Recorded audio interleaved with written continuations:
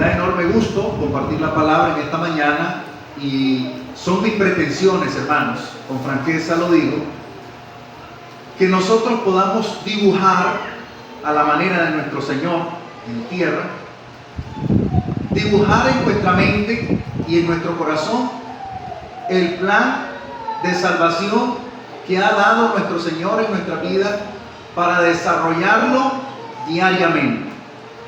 Desarrollar en nuestro corazón una edificación, una construcción, un edificio que pueda llenar las expectativas del plan de Dios para salvarnos, el plan de Dios para edificarnos, el plan de Dios para crecer, el plan de Dios para que nosotros podamos vivir en el bien hacer todos los días que el Señor nos da. Porque es un regalo tan grande que debemos de valorar, que debemos de sentir, que debemos de vivir, porque estar hoy aquí realmente es una gran bendición. Muchos hermanos están en este momento enfrentando problemas, necesidades, ansiedad, frustración, temor, recién operados, recién pasando por una situación de salud, pero el Señor nos está regalando una gran bendición de estar aquí reunidos, hermanos. Por eso debemos de edificarnos. Quiero irme a la frase, una frase que usted de seguro ya la ha escuchado. Y hoy trataremos de desenmarañar, de desentrañar en el corazón de esta idea un principio de la filosofía antigua, una filosofía del siglo V a.C. Dígame si no ha escuchado esta frase que dice: lo único que sé es que no sé nada. ¿Quién la ha escuchado? ¿Verdad que la ha escuchado? Pues ni más ni menos usted saca del bolsillo un principio filosófico socrático, de Sócrates, del filósofo griego del siglo V a.C. Entonces se está echando al bolsillo un principio filosófico muy, pero muy antiguo. Pues hoy vamos a descubrir cómo surgió esta idea. La idea surgió cuando Sócrates, que tenía un amigo llamado Querofonte siempre se preguntó quién era el hombre más sabio, quién era el hombre más inteligente, quién era el más brillante. Y para él, Sócrates lo era. Sócrates era el más sabio, era el más inteligente, el más brillante. Entonces, como solía hacerlo, tanto él como muchos, subían Querofonte y Sócrates hacia una colina llamada el Oráculo de Delfos, donde la gente consultaba a las pilonisas, una suerte de brujas. Consultaban a ver cuál era la respuesta que le darían los dioses del Olimpo, los dioses, en este caso, uno de ellos llamado Apolos. El oráculo de Apolos se llamaba el Oráculo de Delfos. Le preguntó en ese momento Querofonte: por favor, quiero saber quién es el hombre más sabio de la tierra. ¿No es acaso mi amigo Sócrates el más sabio? ¿Sabe qué dijo el oráculo? Así es, así es Sócrates el más sabio. Sócrates se quedó con la duda y dijo: yo no creo que sea yo el más inteligente, el más sabio de toda esta tierra. Y se fue de comunidad en comunidad, de casa en casa, preguntando, haciendo preguntas, haciendo un análisis de razonamiento. Y les preguntó en muchas ocasiones a varias personas que se lataban de sabios y descubrió que no respondían a la sabiduría que ellos decían. Entonces lo que se dijo a sí mismo Sócrates fue: si verdaderamente yo siento que soy un ignorante, lo soy porque tengo la humildad de reconocerlo. La frase original no es esa. La frase es una contracción de un diálogo. Y la frase original dice: aquel dice que es más sabio, pero nada sabe. Yo no digo que sé mucho, porque a la verdad lo que sé no es nada. Esa es la frase original en griego. Esa frase, hermano, de forma exquisita, de forma tan clara, tan palpable, aparece en la Biblia, hermanos. ¿Sabía usted? ¿Y quién mejor que un conocedor de la filosofía? ¿Quién mejor que un maestro de las letras griegas?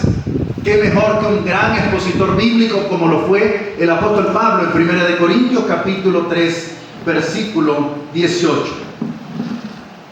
3:18 de 1 de Corintios dice de la siguiente forma: nadie se engaña a sí mismo. Si alguno entre vosotros se cree que sabe algo de este mundo, hágase mejor como que no supiera.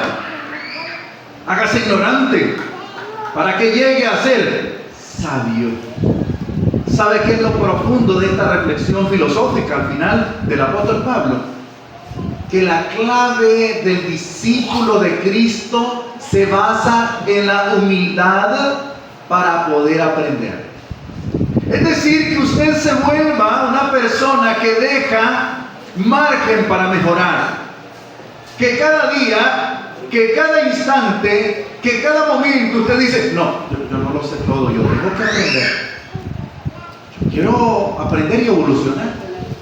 Y eso le permite a una persona tener una escala de desarrollo a un mayor nivel. En una empresa crece de una forma trascendente aquel que empieza diciendo: bueno, yo no lo sé todo, pero quiero aprender. Estoy dispuesto a crecer. Estoy dispuesto a aprender. Estoy dispuesto a mejorar. Si usted está dispuesto a mejorar, hermano, Dios tiene un gran trabajo que hacer con nosotros. Y tiene un trabajo tan grande para desarrollar en la iglesia, desarrollar en nosotros mismos el edificio que quiere, hermano. Porque Dios quiere para usted, como persona, un edificio hermoso, un edificio elegante, un edificio bonito. Y no me refiero a la parte física, estructural. Nos referimos, hermanos, a los dones, a las capacidades, a las habilidades, a los talentos, a todo lo que Dios le da a usted. Porque Dios le ha dotado de ciertas bendiciones, de ciertos recursos. Y si usted dice: Señor, con humildad me acerco a ti para aprender de ti lo mejor, me congrego con el objetivo de servirte, de agradarte y aprender junto la palabra, me reúno con mis hermanos no porque sé o siento que yo soy superior a ellos, sino porque cuando me acerco a ellos entiendo que yo ante ti soy como un niño humilde y sencillo, y me quiero arrodillar delante de ti con amor para ser bendecido en grande, para ser cuidado y protegido. Porque cuando usted se siente frustrado y temeroso, se vuelve como un niño indefenso que no sabe hacia dónde ir. Pero cuando se acerca a Jesús, cuando se acerca a Cristo, se acerca como aquel hombre, como aquella mujer que humildemente piden: Señor, sáname, Señor, perdóname, perdón, Señor, por aquello que he hecho. Quiero servirte, quiero seguirte. Esta historia que hoy vamos a estudiar es una historia de un acontecimiento, de un contexto en el cual la iglesia estaba viviendo. Es el contexto de la iglesia de Corinto. Una iglesia muy grande, una iglesia numerosa, una iglesia que crecía, una iglesia que se desarrollaba, pero también una iglesia que tenía haces y bemoles, tenía ventajas y desventajas, tenía crecimiento, pero también tenía sus debilidades, tenía fortalezas, pero también tenía miedos, debilidades, deslices, tenía desafíos, pero también tenía metas. Y la iglesia de Corinto no es en nada diferente a cualquier iglesia cristiana de la era moderna. Cuando vamos a las páginas de la Biblia, vamos encontrando mensajes poderosos de parte del apóstol Pablo que con franqueza hablan a la iglesia actual.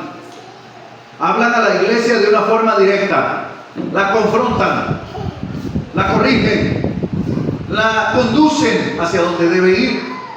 Y para ponerla en contexto, como Pablo le hablaba a la iglesia, pero no sea el caso, pero para poder hablar Pablo con la iglesia de Corinto, tenía que hablar como a niños.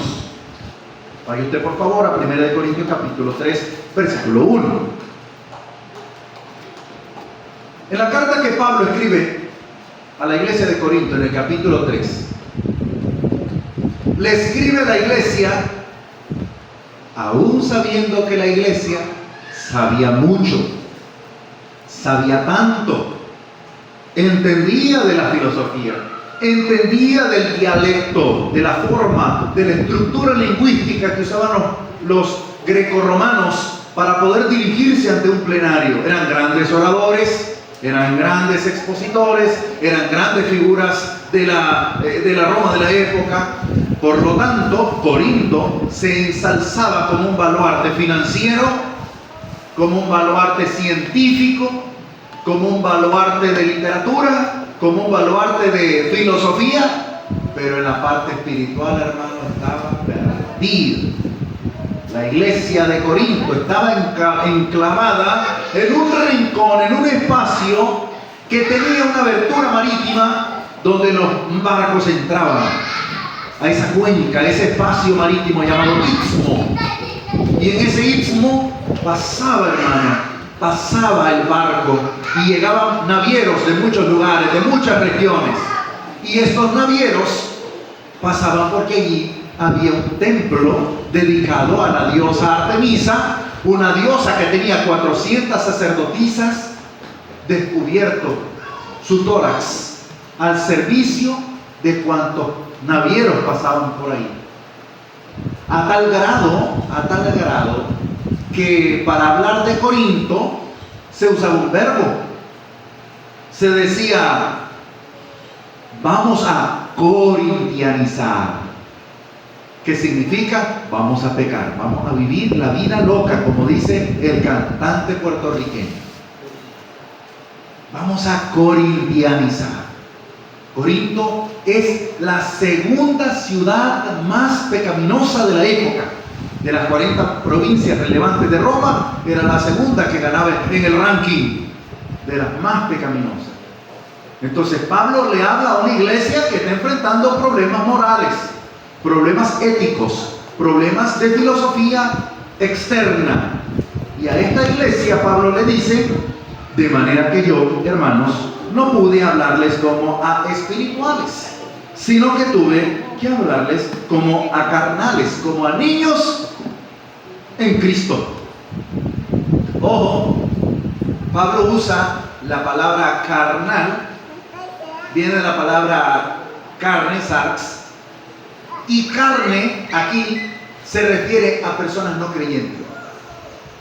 Les tengo que hablar no como personas que pecan necesariamente o solamente, sino que usa una palabra que se refiere a personas que no han obedecido al Evangelio, personas desobedientes.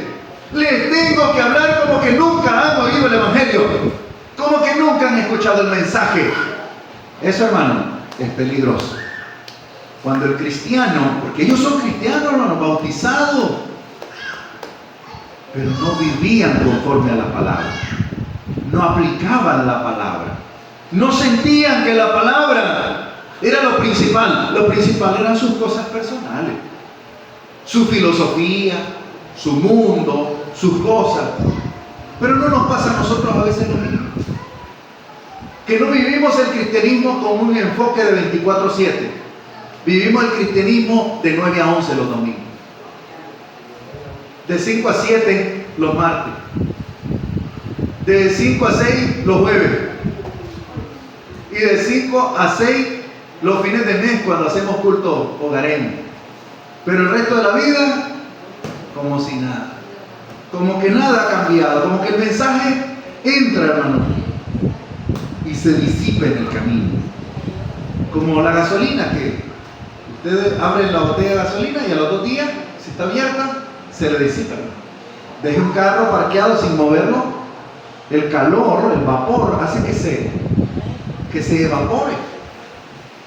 Hay una condensación y se evapora el combustible. Cuando la pasión del cristiano se enfría, entonces al hablarle de temas espirituales no lo entiende, porque está enfocado en cosas que son de este mundo. Y cuando Pablo comienza a decirle varias cositas, no las vamos a mencionar no nos vamos a meter, así empiezan los rumores, por eso no nos vamos a meter allí. Pero la iglesia de Corinto, cuando comienza este estira y encoge, cometieron un grave error. Ellos pensaban que lo más fascinante era sentir la presencia de sus líderes antes que la presencia de Cristo. En otras palabras, que su prioridad estaba en que el mensaje lo llevara a Apolos, o lo llevara a Cefas, o lo llevara a Pablo. Y la iglesia comenzó a caminar en un ambiente en el cual sentían que eran pertenencia de los líderes, que eran pertenencia de José, de Pedro. Y entonces, al ser pertenencia según su mentalidad de los líderes, cuando un líder no estaba, entonces yo ya no voy, porque si no está el líder que yo sigo, entonces yo ya no voy a continuar. Error, hermano. Error grave. Su visión debe estar en Jesús. Su visión debe ser Cristo. Su visión debe ser espiritual. Por eso la iglesia de Corinto tenía grandes debilidades, y basadas sus debilidades en cuanto ellos medían su fortaleza basada en sus mismos líderes. Entonces lo que Pablo trata de decir es que nadie tiene mayor relevancia que Jesús, porque Apolos no es nada, Pedro no es nada, Pablo no es nada. Claro, no es nada, porque sin Cristo no somos nada. Pero cuando estamos todos en Cristo, lo somos todo, hermano. Y entonces dice Pablo la frase inagotable, una frase constante que la recordamos bien, que dice: yo sembré, Apolo regó, mas el crecimiento lo ha dado Dios. O sea que todos nosotros estamos en un cultivo espiritual, somos labradores, y nos trae la ilustración del campesino. Somos labradores, somos los que aran. Mis hermanos, mis hermanas, cada uno que tiene un ministerio, un rol, está desempeñando un reto, un desafío, que lo desafía primero a uno y desafía al resto, que lo compromete a lo espiritual para desarrollar en los niños, en los jóvenes, en los adolescentes, en los adultos, en los mayores, en los matrimonios, ciertas guías espirituales que son de gran ayuda, hermanos. Porque aunque usted no se acuerde del sermón de hace 20 meses, aunque usted no se acuerde de la clase de hace 3 domingos, en el momento que usted la recibió, lo nutrió. Como que usted se trata de recordar qué comió hace 7 días, 8 días. No se acuerda. Pero en el momento que lo tomó, lo nutrió, lo preparó, lo alimentó, lo nutrió. Así es la palabra en la vida del creyente.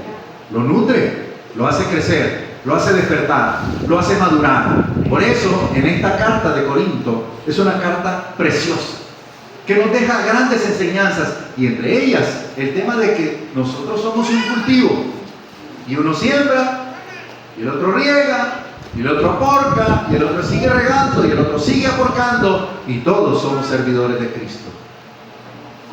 No nos confundamos, no pensemos, es que a mí me bautizó tal hermano, a mí me bautizó tal hermano, a mí la enseñanza que voy a oír en la...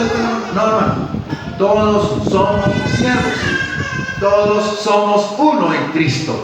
Por eso debemos estar dispuestos, hermanos, cada semana a ser nutridos de la palabra del Señor. Pero cuando yo me ausento, cuando yo no estoy allí, yo me quedo desnutrido, hermano, para esa semana. ¿Cómo estará 3 semanas un niño sin comer? Imagínenselo. 3 días sin comer, 4 días sin comer. Desnutrido, desnutrido.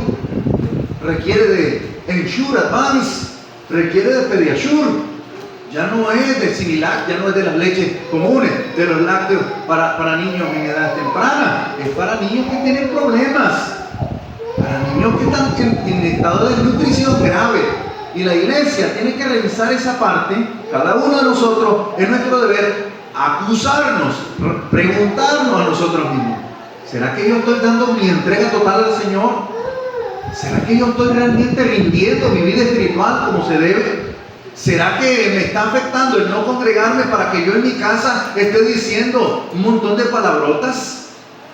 ¿Será ¿Será que mi carnalidad se está reflejando a raíz de que me estoy desanimando? Eso pasa, hermano, pasa. Note lo que sigue diciendo el apóstol Pablo en el capítulo 3, exactamente en el verso 10. Vamos a tener que avanzar un poquito. Conforme a la gracia, conforme al regalo de Dios que me ha sido dado, yo como perito arquitecto. Perito significa especialista, profesional. O sea, ingeniero en jefe. Claro, Pablo tenía los recursos como un ingeniero básico, porque él fabricaba tiendas, él sabía de medidas, él sabía de trazos. Por eso Pablo mucho hace referencia a estructuras, bases, pilares, columnas. O sea, él tiene el concepto de la perspectiva de un ingeniero. Él dice, incluso, él trata de decirnos que Jesucristo es la base, es la columna y es el techo de la iglesia. Sí, él es la estructura principal. Y esto lo va a decir, ahora que menciona, en el verso 10, va a mencionar que como perito arquitecto puse el fundamento de Cristo, obviamente, y otro edifica encima. Pero cada uno mire cómo sobre edifica. Hermanos,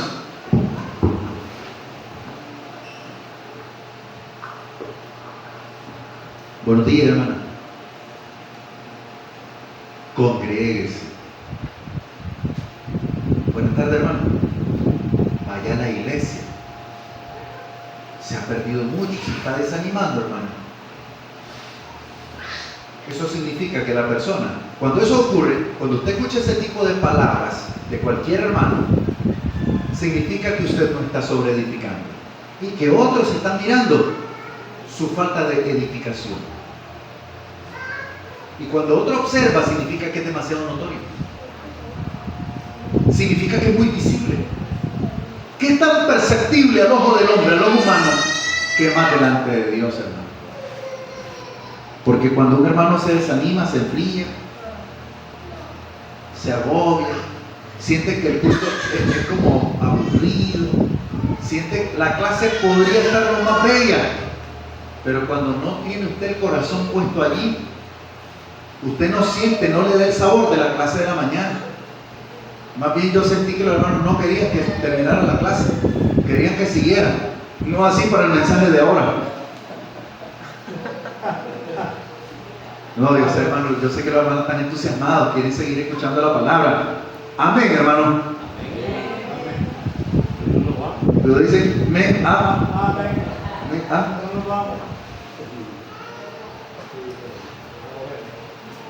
Pero cada uno mire cómo sobreedifica, porque nadie puede poner otro fundamento que el que ya está puesto, el cual es Jesucristo.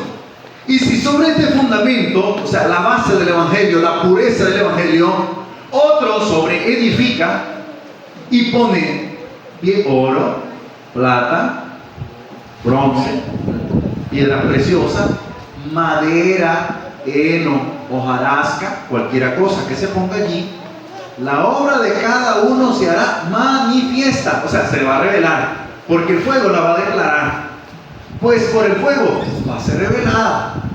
Porque en un incendio, usted sabe qué casa es la que va a aguantar. Usted sabe, porque hay casas. Usted sabe, nuestra casa, en muchos hogares, imagínense un fuego y la casa es de materiales inflamables, hermano. Hermano, es peligroso. Peligrosos. Imagínense 7 palmas secas. Hermano, en diciembre, ¿sabe qué hace la gente que tiene techo de palma? Lo mojan. Bueno, discúlpenme, la palma está muy cara. Hoy día es un lujo, pero antes era lo que había para techar. Y la obra de cada uno, cual sea, el fuego la va a probar. En otras palabras, cada uno debe estar cada semana haciéndose una evaluación, haciendo una retroalimentación en que estoy bien, en que estoy mal, que puedo mejorar, que aprendo esta semana, qué lección saco yo de la enseñanza bíblica, qué consejos prácticos tengo yo para mi vida. La iglesia de Corinto tiene tanto material para darnos, porque era una iglesia que también fallaba. Y es que los primeros cristianos no todos eran perfectos como nosotros podríamos pensarlo. Cometían errores como nosotros. Eran tan humanos como nosotros. Tomaban malas decisiones como nosotros. Pero algo bonito, algo hermoso que tenían ellos, hermano, que eran constantes. Y Pablo siempre les aconsejó, les guió, les exhortó para que la iglesia se encaminara al plan y al propósito perfecto, que es un plan bueno para nosotros, hermano. Por eso estamos aquí hoy, porque nuestro plan está basado en el plan divino.